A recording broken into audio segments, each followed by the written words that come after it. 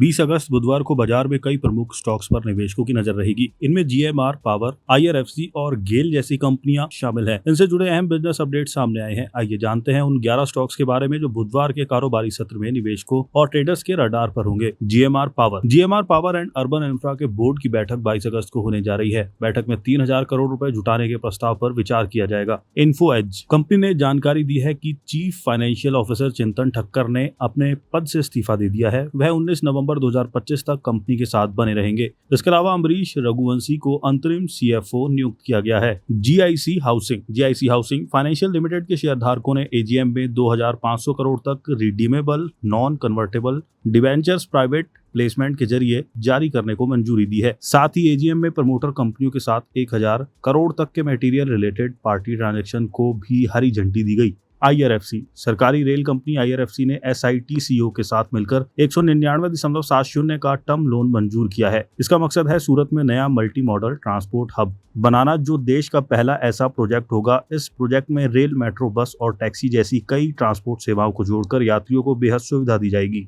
CCL product limited ने Ircon energy India Pvt LTD की सहायक company Mukunda renewable Pvt LTD में निवेश करने का समझौता किया है। कंपनी ने कुल 9.57 करोड़ रुपए का निवेश कर 26% हिस्सेदारी खरीदी है। इस निवेश से सीसीएल प्रोडक्ट्स को पवन और सौर ऊर्जा के क्षेत्र में करीब 7.9 मेगावाट क्षमता तक पहुंचने में मदद मिलेगी। गेल सीएनबीसी टीवी 18 को सूत्रों ने बताया कि पीएनजीआरबी सितंबर की शुरुआत तक गेल की पाइपलाइन के संशोधित टैरिफ की घोषणा कर सकता है। सूत्रों के अनुसार बोर्ड सितंबर के पहले कुछ दिनों में बैठक कर इस पर निर्णय लेगा।